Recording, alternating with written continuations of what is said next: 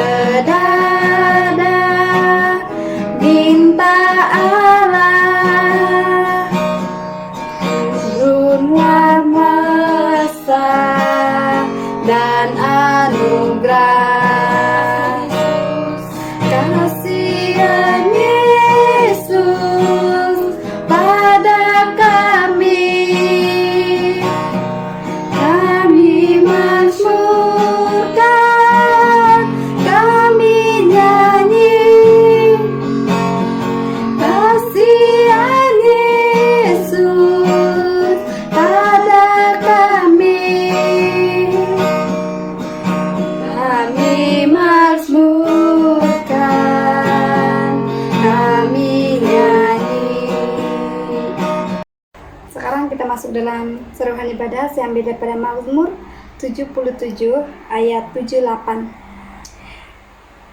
Dengarlah ajaranku, hai umatku, dan perhatikanlah kata-kataku.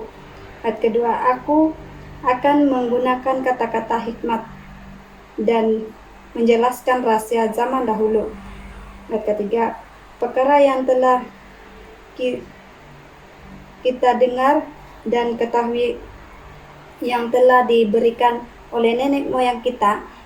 Ayat keempat, kita tidak akan merahasiakannya daripada anak-anak kita.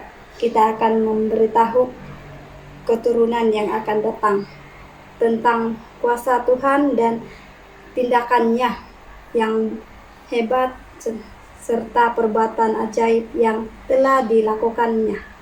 Ayat kelima, dia memberikan hukuman kepada umatnya Israel dan perintah kepada keturunan Yakub. Dia memberikan amanah kepada nenek moyang kita supaya mengajarkan hukumnya kepada anak-anak mereka. Selamat pagi dan selamat hari Minggu. Mari kita sama-sama menyanyikan lagu Selidiki Aku. Selidiki aku, lihat hati, apakah ku sungguh mengasihi Yesus, Kau yang Maha Tahu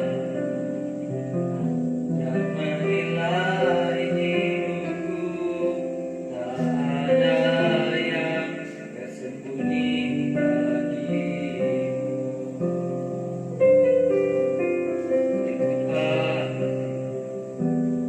Lihat hati, apakah ku sungguh mengasihi Yesus, Kau yang Maha Tahu dan menilai hidupku, tak ada yang tersembunyi bagimu. Aku lihat kebaikan-Mu yang tak pernah habis di hidupku. Ku berjuang sampai akhirnya Kau dapati aku tetap setia. Dan pujian yang bertajuk Jangan Pernah Menyerah.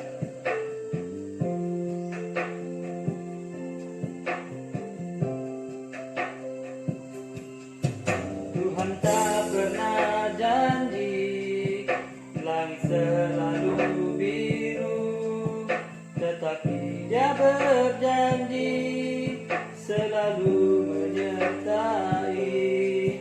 Tuhan tak pernah janji jalan selalu rata, tetapi Dia berjanji berikan kekuatan. Jangan pernah menyerah, jangan berputus asa. Mujizat Tuhan ada saat hati menyembah. Jangan pernah menyerah, jangan berputus asa. Mujizat Tuhan ada bagi yang setia dan percaya.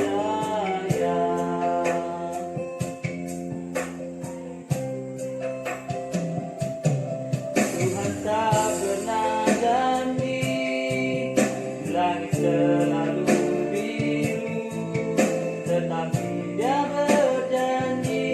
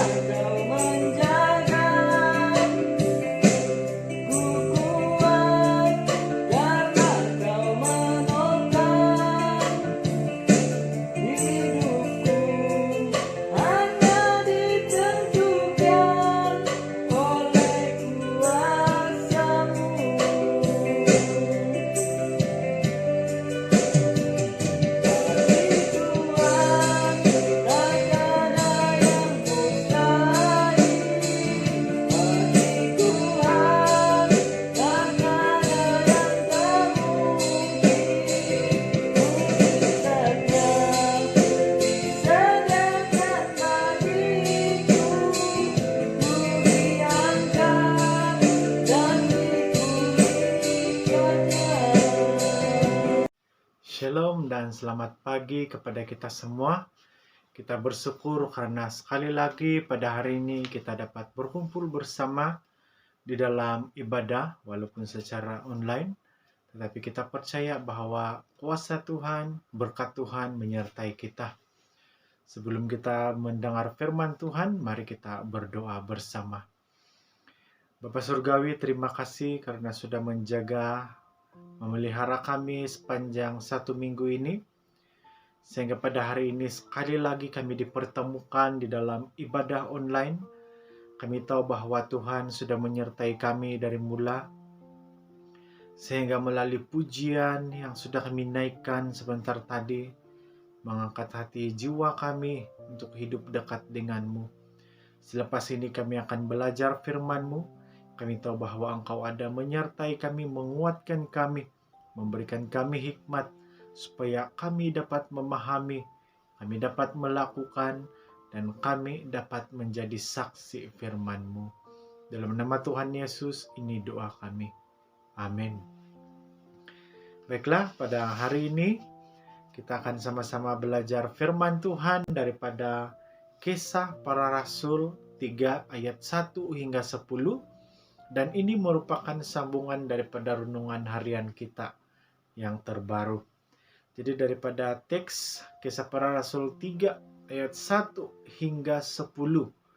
Tema yang akan kita belajar adalah Tuhan memberi lebih daripada yang kita harapkan.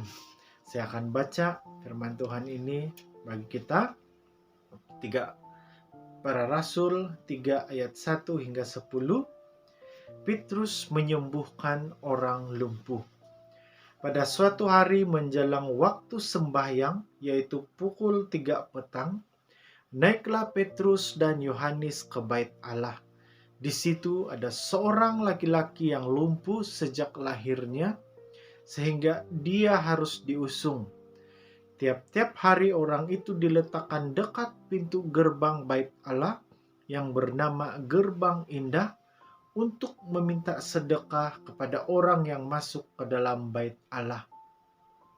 Ketika orang itu melihat bahwa Petrus dan Yohanes hendak masuk ke bait Allah, ia meminta sedekah. Mereka menatap dia dan Petrus berkata, "Lihatlah kepada kami." Lalu orang itu menatap mereka dengan harapan akan mendapat sesuatu dari mereka. Tetapi Petrus berkata kepadanya, "Emas dan perak tidak ada padaku, tetapi apa yang kupunya kuberikan kepadamu. Demi nama Yesus Kristus orang Nazaret itu, berjalanlah." Lalu ia memegang tangan kanan orang itu dan membantu dia berdiri. Seketika itu juga kuatlah kaki dan mata kaki orang itu.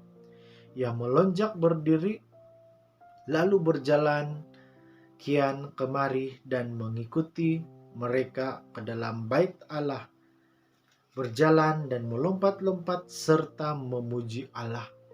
Seluruh rakyat itu melihat dia berjalan sambil memuji Allah.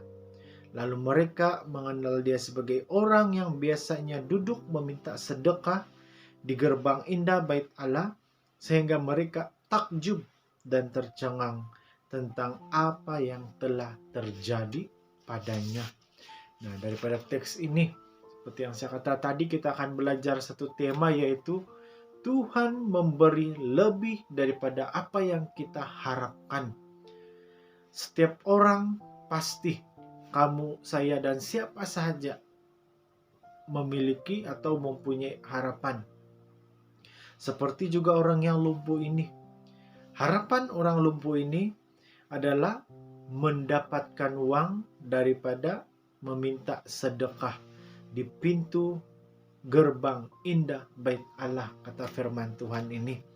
Si lumpuh berharap supaya siapa saja yang lalu lalang di hadapannya yang masuk ke bait Allah memberinya sedekah. Sedekah yaitu uang ataupun makanan. Dan kadang-kadang dia juga berharap agar lebih daripada apa yang dia miliki, yang dia terima itu dia dapat. Dan lalu kita melihat kehidupan dia ini, dia sudah pun pasrah ataupun dia sudah pun sepertinya menyerahkan ataupun inilah saya ini, inilah nasib saya ini. Dan cukup setakat orang bagi dia duit, nah itulah sudah yang dia mau.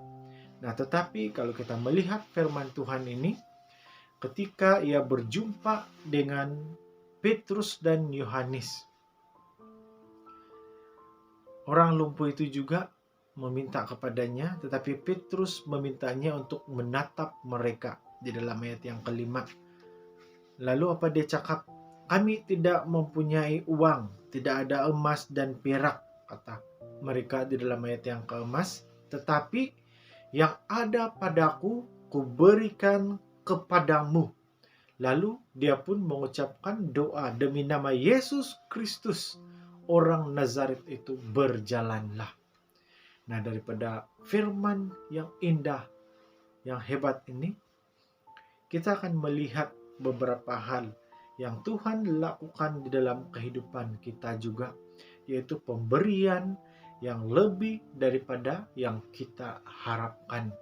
Jadi saya terus bawa kita kepada poin yang pertama, daripada ayat yang ke-6. Ayat yang ke-6 yang kita baca tadi, tetapi Petrus berkata, emas dan perak tidak ada padaku, tetapi yang kupunya kuberikan kepadamu. Demi nama Yesus, orang Nazaret itu, berjalanlah. Ayat yang ke-6 ini saya ambil satu poin, yaitu dibebaskan dari keterbatasan. Poin yang pertama itu dibebaskan daripada keterbatasan. Petrus dan Yohanes tahu bahwa uang adalah keperluan segala-galanya untuk peminta sedekah ini. Tetapi di dalam masa yang sama, mereka juga percaya bahwa Yesus atau Tuhan yang mereka kenal itu mampu memberi yang lebih daripada ini. Yang luar biasa di dalam kisah ini bukan hanya soal mukjizat, tetapi Petrus dan Yohanes juga memberikan apa yang benar-benar orang lumpuh ini perlukan. Nah, keperluan orang lumpuh ini sebenarnya adalah satu kebebasan, satu kelepasan. Nah, pada hari ini, pada hari tersebut, orang lumpuh itu menerima kelepasan ataupun kebebasan daripada keterbatasan hidup yang dialami selama itu. Di dalam Tuhan tidak ada yang terbatas dan tidak ada yang mustahil. Jadi pada waktu itu Tuhan memakai sentuhan Petrus yang disertai dengan iman, mendemonstrasikan kuasa Roh Kudus yang ajaib itu, sehingga orang lumpuh tadi mengalami pembebasan secara total. Bukan setakat fizikalnya itu dibebaskan, tetapi juga pemikirannya. Kalau kita lihat, kalau sudah duduk di sana selama bertahun-tahun, pasti di dalam pikirannya, inilah saya ini, tidak sudah boleh berubah, tidak sudah boleh berjalan, hanya ini yang mampu saya lakukan. Diangkat, duduk, dan meminta-minta. Nah, tetapi pada saat ini, kita yang sudah membaca firman Tuhan ini, saya mau supaya marilah kita semua percaya dan yakin kepada Tuhan Yesus. Kalau selama ini tahap pemikiran kita terbatas, sehingga kita selalu dikalahkan dengan situasi sekeliling kita, kita kalah dengan keberadaan hidup kita, maka mulailah saat ini yakin pada Tuhan. Percayalah kepada Tuhan Yesus, carilah Dia selagi ada kesempatan. Karena di mana ada doa, di situ ada harapan. Di mana ada iman, di situ ada mukjizat. Ini yang terjadi kepada orang lumpuh ini. Dia dibebaskan daripada keterbatasan yang dialami pada saat itu, karena adanya orang yang berdoa dan adanya orang yang beriman pada waktu itu. Seterusnya, poin yang kedua yang kita dapat pelajari daripada teks ini, saya ambil daripada ayat yang ke-8. Saya akan baca, ia melonjak berdiri, lalu berjalan ke sana dan kemari dan mengikuti mereka ke bait Allah. Dia berjalan melompat-lompat serta memuji Allah. Poin yang kedua daripada ayat 8 ini, saya pendekkannya kepada diberikan kelegaan. Tuhan memberikan kita lebih daripada apa yang kita harapkan dari segi kelegaan. Nah, kalau kita melihat orang lumpuh ini, kalau sebelum ini ada orang lalu ada orang limpas di depannya dan memasukkan uang, hatinya akan rasa, "Oi, lega, syukurlah ada duit." Tetapi ketika Tuhan campur tangan di dalam kehidupannya, kelegaan yang dia alami ini luar biasa daripada apa yang sebelumnya terjadi di dalam kehidupannya. Karena kelegaan yang Tuhan berikan ini mengubah hidupnya, benar-benar mengubah corak hidupnya. Kalau sebelum itu dia hanya duduk dengan sedih di depan gerbang indah bait Allah, mengharap serta menerima nasibnya dengan harapan yang terbatas. Dia hanya mengharap pemberian orang lain, dia hanya mengharap diangkat orang lain. Tetapi setelah itu, setelah Allah memberikan kelegaan kepadanya, kita melihat ayat yang ke-8. Orang lumpuh ini menikmati lepasnya bebanan yang telah mengikat kakinya selama bertahun-tahun. Kalau kita baca di ayat yang kedua, dia lumpuh sejak lahir dan hanya diusung ke sana dan ke sini. Nah, itulah kelegaan yang benar-benar dia alami pada waktu dia bersama atau pada waktu adanya orang yang beriman kepada Tuhan, sehingga kita melihat firman Tuhan berkata dia berjalan ke sana ke sini melompat-lompat dan masuk ke dalam bait Allah. Kita dapat melihat bahwa kelegaan yang Tuhan berikan itu lebih daripada apa yang diharapkan. Dia hanya mengharapkan belas kasihan. Tetapi pada saat Tuhan campur tangan, pada saat adanya orang yang beriman dan percaya, kelegaan yang dialami itu lebih daripada apa yang diharapkan.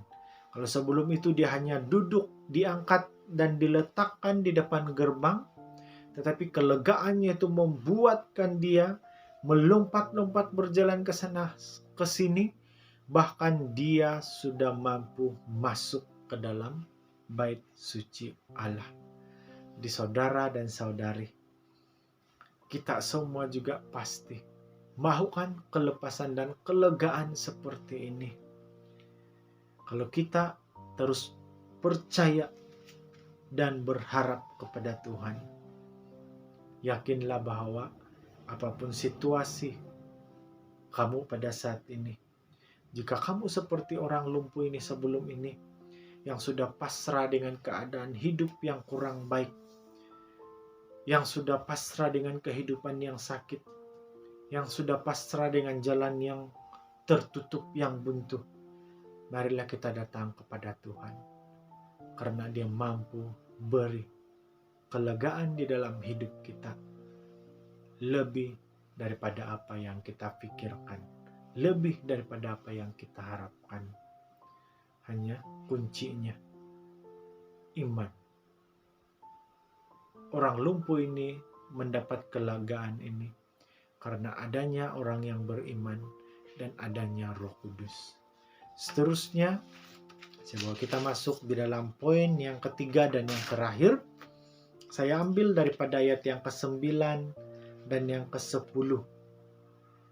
Ayat yang ke-9 dan yang ke-10 dengan poinnya diberikan harapan baru. Diberikan harapan baru. Kalau kita melihat, saya singkatkan saja membaca ayat yang ke-9 hingga 10. Seluruh rakyat melihat dia memuji Allah sehingga mereka takjub. Nah, sebagai sebuah community di dalam gereja, marilah kita setia menjadi saksi dalam apapun jenis pelayanan yang dipercayakan kepada kita. Kita haruslah ingat bahwa tanggung jawab pelayanan yang diberikan itu kita lakukannya bukan dengan kekuatan tenaga kita sendiri semata-mata, dan bukan juga dengan kekuatan otak, kepintaran kita semata-mata. Tetapi pelayanan itu haruslah kita lakukan dengan hati yang dipenuhi dengan kuasa daripada Roh Kudus, bimbingan Roh Kudus, sehingga di dalam pelayanan kita itu kita dapat menjadi berkat, sehingga pelayanan kita juga dapat menjadi seperti yang dilakukan oleh kedua anak Tuhan yang di sini, yaitu Petrus. Kita dapat melayani, menjadi terang dan membebaskan orang-orang yang dibelenggu di sekitar kita. Karena kita melihat keadaan dunia saat ini, banyak orang di sekitar kita yang sedang mengalami keadaan seperti si lumpuh. Mereka terikat, mereka dikongkong di dalam pelbagai kelumpuhan fisikal, kelumpuhan sosial, kelumpuhan ekonomi, kelumpuhan jalan, kelumpuhan kebahagiaan, kelumpuhan kebebasan. Lebih-lebih lagi pada saat ini kita sedang berperang dengan wabak yang menyerang bukan setakat di Keningau, di Sabah, di Malaysia, tetapi seluruh dunia. Pasti semua orang sedang menantikan harapan yang baru, dan pasti mereka juga sedang hidup dengan sangat terbatas dan susah. Jadi di tengah kelumpuhan dunia ini, di tengah kelumpuhan orang sekitar kita, marilah kita menjadi orang yang bangkit, memberi harapan baru dengan penyertaan daripada Yesus Kristus. Sehingga seperti ayat yang ke-9 dan yang ke-10, ia berkata, seluruh rakyat melihat dia memuji Allah sehingga mereka takjub. Yang sebelum itu, dia seorang yang sedih, berjalan pun tidak mampu, menjaga diri sendiri pun tidak mampu, sehingga dia hanya diangkat orang. Tetapi setelah diberikan harapan baru, apa yang jadi? Dia melompat-lompat memuji Tuhan, sehingga orang takjub, terkejut, bangga melihat kehidupannya yang baru. Tadinya dipenuhi dengan kesedihan dan tidak ada harapan, tiba-tiba bangkit, bersorak dan memuji Allah. Ini semua karena di dalam Tuhan kita, Yesus Kristus, tidak ada perkara yang mustahil. Asalkan kita percaya, kita juga akan mendapat harapan baru itu. Kita juga akan mendapat sinar daripada harapan yang baru. Vaksin, harapan daripada Tuhan ini lebih utuh daripada vaksin yang ada di dunia ini. Kalau vaksin yang ada di dunia ini belum tentu dapat memberi perlindungan 100%. Tapi vaksin daripada Tuhan ini mampu memberikan kita harapan baru. Oleh itu, saat ini, marilah kita menerima suntikan Roh Kudus ini. Suntikan semangat daripada firman Tuhan ini. Sehingga kita dilepaskan daripada kelumpuhan hidup kita selama ini. Dan juga kita mampu melepaskan orang-orang yang sedang terperap, yang sedang lumpuh di sekitar kita. Jadi kesimpulannya, lebih daripada apa yang kita harapkan, itulah yang mampu Tuhan berikan di dalam hidup kita jika kita percaya kepadanya. Orang lumpuh ini hanya harapkan sedekah, uang daripada orang yang lalu lalang. Tetapi karena Tuhan izinkan, dia terima lebih daripada itu. Sehingga dia dilepaskan, sehingga dia mampu bersorak, berlari, melompat yang tadinya seorang lumpuh. Dan kita juga pasti terima berkat seperti ini. kuncinya. Marilah serahkan hidup kita kepada Tuhan, setialah kepadanya, percayalah kepadanya, dan marilah kita serahkan harapan kita di dalamnya, yaitu Yesus Kristus. Sekian firman Tuhan, mari kita berdoa bersama. Bapa Surgawi, terima kasih untuk berkat-Mu dan juga untuk penyertaan-Mu sepanjang kami belajar firman-Mu. Kami tahu bahwa Engkau ada bersama dengan kami, dan melalui firman-Mu yang sudah kami dengar, kami tahu bahwa Engkau memberikan kami harapan baru, kekuatan baru. Dan pada saat ini hamba-Mu berdoa secara khusus untuk semua anak-anak-Mu yang sudah mendengar. Kalau kami masih lagi keliru dengan makna firman ini, kami percaya bahwa Roh-Mu yang ada di dalam hati kami, pikiran kami, memberikan kami kekuatan dan hikmat untuk memahami, sehingga kami juga dapat memiliki harapan baru di dalam Engkau. Karena kami tahu hanya Engkau yang mampu beri daripada apa yang manusia pikirkan. Karena kami percaya rencana-Mu itu indah di dalam kehidupan kami. Bapa Surgawi, pada saat ini hamba-Mu berdoa khusus untuk setiap anak-anak-Mu yang ada, yang bersama-sama. Lalu saja mereka sudah mulai berputus asa karena keadaan dan situasi dunia saat ini, berikanlah mereka kekuatan baru. Kami tahu bahwa Tuhan memberikan mereka harapan baru, dan lebih daripada yang mereka harapkan, mereka pasti menjadi seperti orang lumpuh yang telah dibangkitkan ini, yang telah dipulihkan ini, sehingga dia menjadi seorang yang selalu memuji Tuhan, melompat-lompat, dan dapat menjadi saksi dimanapun berada. Kalau ada anak-Mu yang sedang mendengar saat ini sakit, kami tahu bahwa kuasa Tuhan menyembuhkan mereka. Apapun ubat-ubatan yang mereka pakai, dimanapun mereka berubat, kalau itu adalah yang sesuai dengan kehendak Tuhan, mereka disembuhkan. Dan siapapun anak-anak-Mu di dalam persoalan saat ini, kami tahu bahwa Tuhan melepaskan mereka. Jemaat Tuhan yang dikasihi, terimalah berkat daripada surga. Kiranya damai dari surga menyertai kita semua daripada sekarang dan sampai selama-lamanya. Amin. Terima kasih, Tuhan memberkati. Dan jumpa lagi pada minggu akan datang.